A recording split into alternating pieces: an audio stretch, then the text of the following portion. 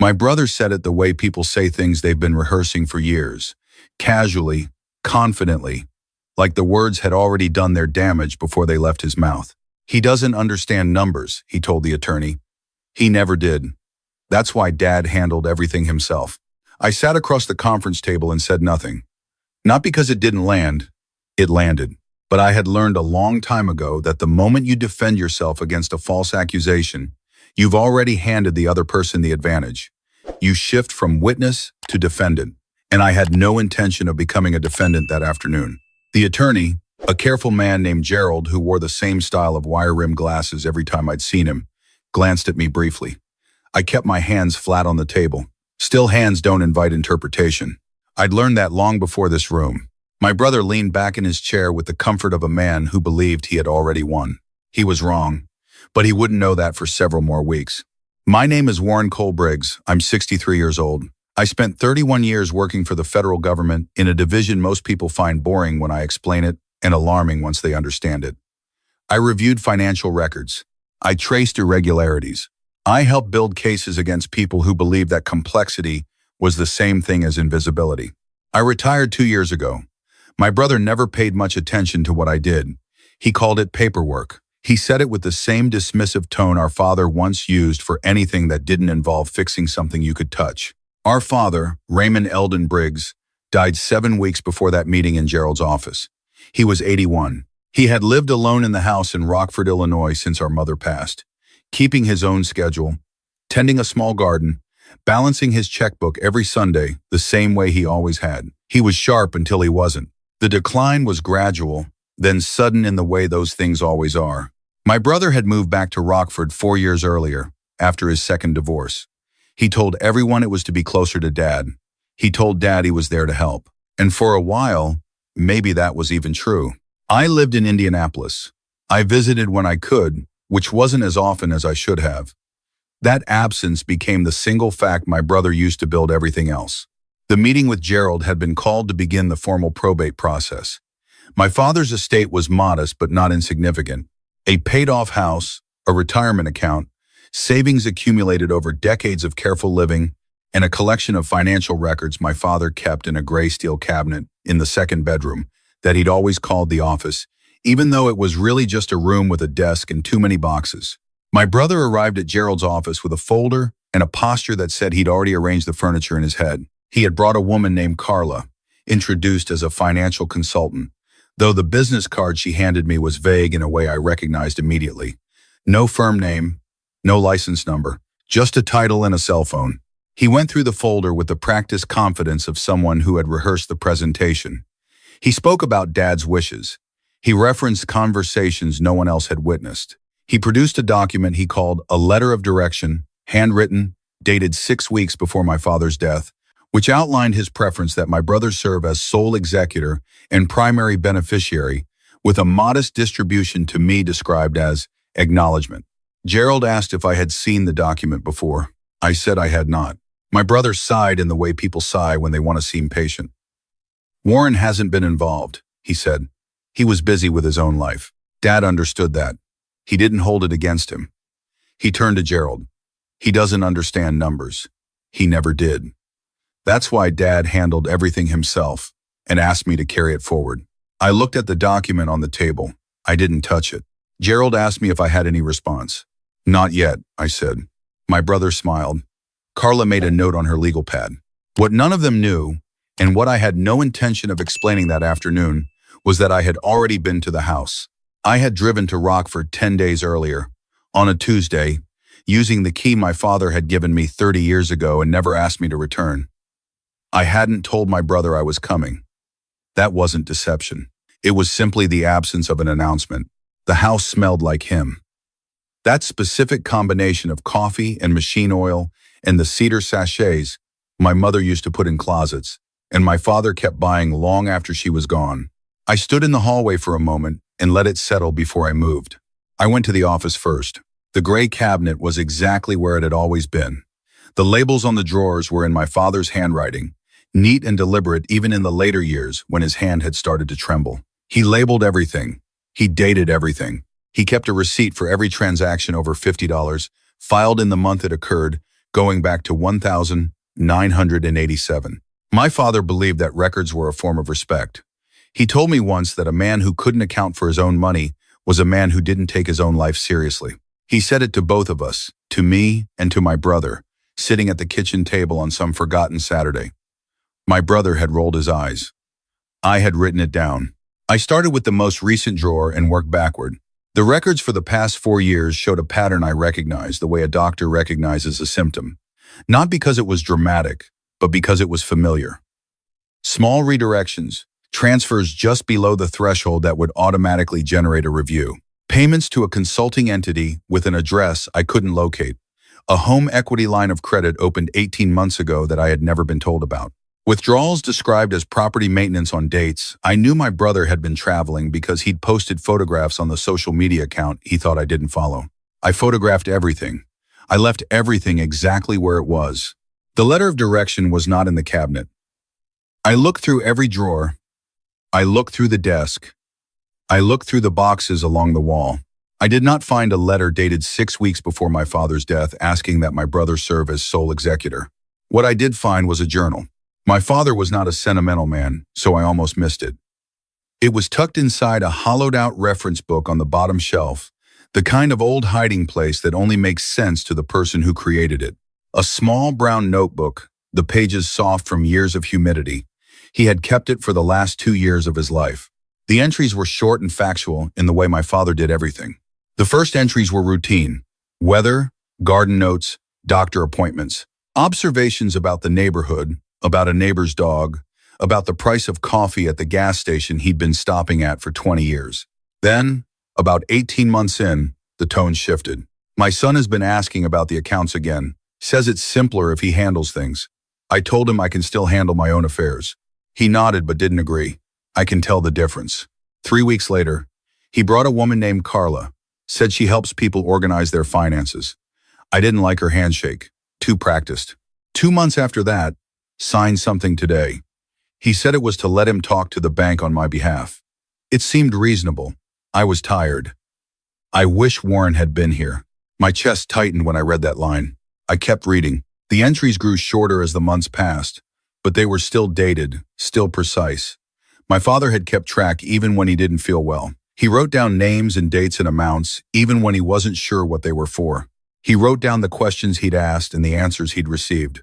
He wrote down the times those answers didn't satisfy him. The last entry was dated 11 days before he died. I know something isn't right. I don't have the energy to untangle it now. Warren will find this. He'll know what to look at. He always knew where to look. I sat on the floor of that room for a long time. The house settled around me with the specific silence of a place that knows it's holding its breath. When I left, I took photographs of every page of the journal. The journal itself stayed on its shelf, between the books, exactly as my father had left it. That night, I called my daughter. She's 34, lives in Chicago, works in healthcare administration. She has her grandmother's steadiness and her grandfather's instinct for detail. I told her I needed to talk through something. She listened for 40 minutes without interrupting, which is a skill most people never develop. When I finished, she said, "Are you going to confront him?" "Not yet," I said. "Why not?" "Because confrontation gives people time to prepare," I said. "Documentation doesn't." She was quiet for a moment. "What do you need me to do?" "Nothing yet. Just know what's happening." "Dad," she said carefully, "how long have you known something was wrong?" "Since the first time he described himself as Dad's caretaker," I said, and used the word deserves in the same sentence.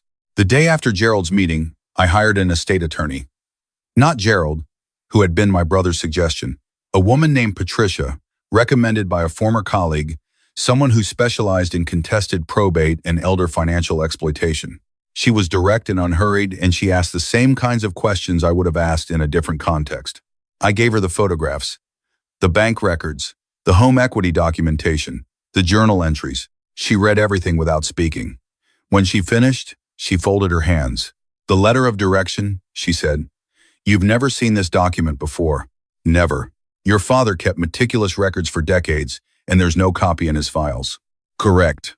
And his journal references signing things under fatigue, with your brother present over an extended period." "Yes." She nodded. "This is a contested estate with potential exploitation claims. The letter will need to be authenticated. The home equity line will need to be explained. And the consulting payments will need a paper trail that can withstand scrutiny. She looked at me. What did you do professionally? I told her. She allowed herself a small, precise smile. That's useful. Over the following 2 weeks, I did not contact my brother.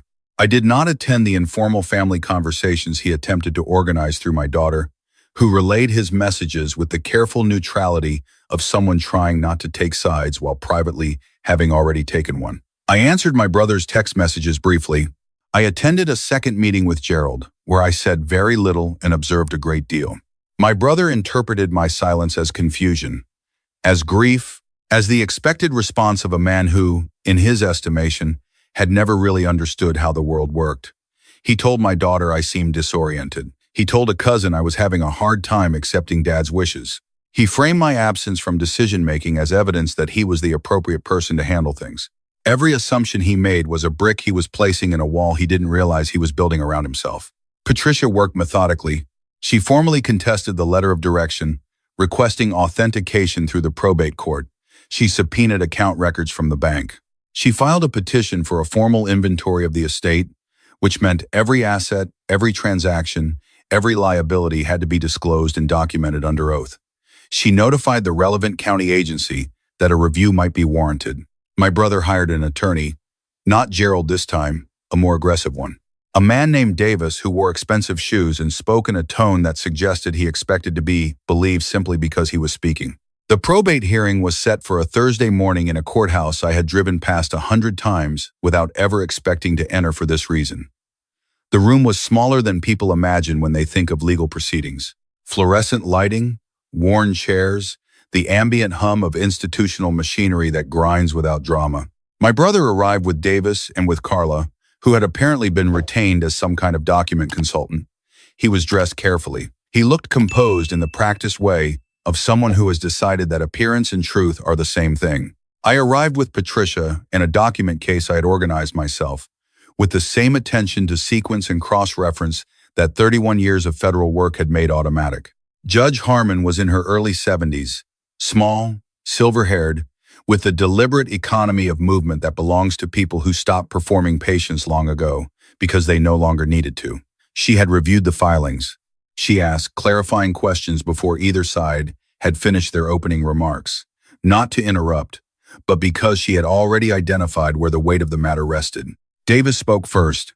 He presented the letter of direction as evidence of my father's clear intent. He described my brother as the devoted caregiver who had sacrificed years to remain close to an aging parent while I had been absent. He used the word estrangement once, which was not accurate, but he said it smoothly enough that it almost sounded like a fact. Then, inevitably, he said, "The petitioner, Warren Briggs, has no background in financial management. He has been uninvolved in his father's care and affairs for years." His challenge to the letter represents not evidence of wrongdoing, but the difficulty of accepting an outcome he didn't anticipate. He sat down. Judge Harmon made a small note. She looked at me over the top of her reading glasses. "Mr. Briggs," she said, "you've been quiet through all of this. Is that by choice?" "Yes, Your Honor." "Why?" I met her eyes. "Because the facts don't require my voice to be audible," I said. "They're already in the record." She tilted her head slightly. Then she looked at Davis. "Counselor," she said evenly, "you described the petitioner as having no background in financial management." "That's correct, Your Honor. He's retired." "From what?" Davis paused. "From federal service of some kind, I believe. We didn't find it relevant." Judge Harmon's expression didn't change. "You based your characterization of his capacity to evaluate financial records on an incomplete review of his professional background." Davis recalibrated quickly. "We based it on his demonstrated absence from his father's financial affairs." "Those are different things," Judge Harmon said. She turned back to me. "Mr. Briggs, what was your position upon retirement?" I stood. "Senior Forensic Examiner, Internal Revenue Service Criminal Investigation Division," I said. "I spent 31 years identifying financial fraud, tracing asset concealment, and preparing evidentiary documentation for federal prosecution." The room was quiet. My brother turned toward me. It was the first time I had seen something other than confidence on his face in months. Judge Harmon turned to Davis. "Counselor, I want to make sure I understand your earlier assertion correctly. You argued that this man lacks the capacity to recognize financial irregularity. Davis said nothing useful. Proceed, Miss Patricia, the judge said. Patricia didn't rush. She didn't pace or gesture dramatically. She stood and spoke the way people speak when they don't need the performance, because the substance is sufficient. She began with the letter of direction. Authentication analysis had been performed by a document examiner engaged by the court. The paper stock was inconsistent with other documents in my father's files dated to the same period. The ink distribution under spectral analysis showed characteristics inconsistent with a single writing session. The document had not been witnessed or notarized despite its claimed significance. Davis objected. The judge overruled him without looking up. Patricia moved to the financial records. She presented a timeline. 18 months of transactions, organized by date, amount, stated purpose, and correspondence with documented facts. The home equity line opened without my father's signature being witnessed independently. The consulting payments to Carla's entity cross-referenced against bank records that showed no corresponding services rendered. The withdrawals clustered around dates when my father's medical chart noted elevated confusion scores. She did not call it theft. She called it a pattern inconsistent with documented intent. Then she said, Your Honor, I'd like to introduce a document that goes to the question of the decedent's own awareness of these transactions. She offered the journal into evidence. My brother's attorney objected on grounds of authentication. Patricia had anticipated this. She had retained a forensic handwriting expert who had compared the journal's entries to 30 years of my father's personal correspondence and confirmed consistency throughout, including the final entries made in his own declining hand. Judge Harmon read several passages in silence. When she looked up, she looked at my brother. He had been still throughout Patricia's presentation. That stillness was different from mine. Mine was preparation. His was the kind that happens when the exits have been identified and found to be closed. Is there anything you'd like to address? Judge Harmon asked him. He looked at Davis. Davis leaned in and whispered something. We believe the journal's interpretation is subjective, Davis said. An elderly man's impressions of conversations don't constitute evidence of intent. Judge Harmon looked at him with the patience of someone who has heard a great many things that don't hold. His impressions, she said, are corroborated by bank records, a questionably authenticated document, payments to an unlicensed consultant, and a home equity instrument whose proceeds are unaccounted for. She closed the journal and set it on the bench. I'm not suggesting impressions are sufficient. I'm suggesting that in this case, they appear to be accurate. She set her pen down. The letter of direction is not authenticated and will not be accepted by this court, she said. The estate will be administered according to the original will, which is dated 4 years prior and names both sons as equal beneficiaries. Additionally, given the financial irregularities identified in the record, I am referring this matter to the state's attorney and directing the relevant county agency to conduct a formal elder financial exploitation review. She looked at my brother. Sir, I would strongly encourage you to retain counsel who specializes in this area of law. The gavel came down the way it always does in those rooms, not with drama, just with finality. Outside, the air was cold in the specific way of late autumn in Illinois, the kind of cold that makes your eyes water if you walk into the wind. Patricia walked beside me toward the parking lot with the unhurried step of someone who has delivered this kind of outcome before and knows that it is only the beginning of the next thing. That part is resolved, she said. The referral is separate. That has its own timeline. I know, I said. My brother came out behind us. He stopped a few feet away. Davis was still inside, gathering papers. You planned this, my brother said. His voice had lost its practiced evenness. I turned to look at him, not with anger. Anger would have been easier. I found what Dad left for me to find, I said. You haven't been here, he said. You have no idea what it was like. 4 years. Every doctor's appointment, every pharmacy run, every time he didn't recognize where he was. His voice cracked on that last part, just slightly. I was here. I know you were, I said. He blinked. What you did with that proximity is where we disagree, I said. He looked at me for a long moment, then turned and walked back toward the building. I watched him go. I felt no satisfaction. I felt something closer to grief, the specific kind that comes from watching someone you grew up with choose a version of themselves you can't follow. My daughter called that evening. She had been waiting. How did it go? She asked. The estate is protected, I said. There's a referral for review. It'll take time. Are you okay? I sat at the kitchen table in my own house in Indianapolis. Same table where I'd had the same conversation with myself for the past 7 weeks. Going through records, building timelines. Not for the government this time. For my father. I'm not looking to be okay in the way you mean, I said. I'm looking for things to be accurate. That's usually a different destination. She was quiet for a moment. Grandpa knew you'd figure it out. He left me the map, I said. The investigation that followed was not dramatic. Those things rarely are. Banks cooperated with the state's attorney's inquiry because banks are trained to cooperate with such inquiries once formal process is initiated. Carla was interviewed. She retained counsel, which told me everything I needed to know about what she understood her exposure to be. My brother was interviewed multiple times over several months, and each interview left more residue than the one before, in the way that happens when a person's story isn't quite consistent with itself. I did not speak to my brother during that period. He sent 2 text messages, both framed as attempts to discuss resolution. I forwarded them to Patricia, who advised me not to respond directly. My daughter visited on a weekend in December. She brought her husband. We sat at the kitchen table and ate the kind of meal you make when you want things to feel normal, even if they aren't quite yet. She told me that she had seen her uncle briefly at a family event, that he'd looked thinner, that he hadn't mentioned the legal proceedings. Did he ask about me? I said. No, she said. That was its own kind of answer. The formal charges came in early spring. 3 counts related to financial exploitation of a vulnerable adult under Illinois law. 1 count of fraudulent documentation. The specific language was different from what I would have expected when this started. More precise, more measured, but sufficient. My brother did not contest the charges the way I expected him to. His attorney negotiated a plea.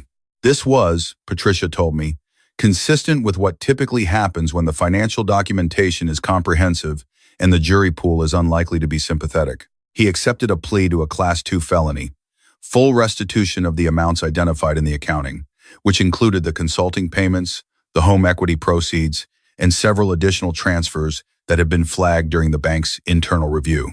Probation. Permanent prohibition from serving in any fiduciary capacity. He would not go to prison. That outcome was what it was.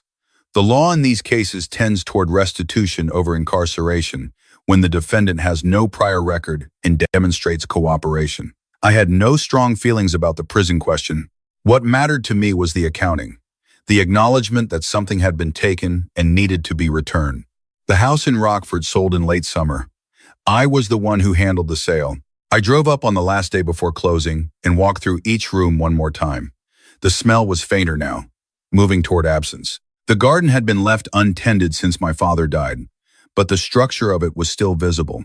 The careful rows he had kept, the small borders he'd built with stones he'd collected from the property over 20 years. I went to the office last. The gray cabinet was empty.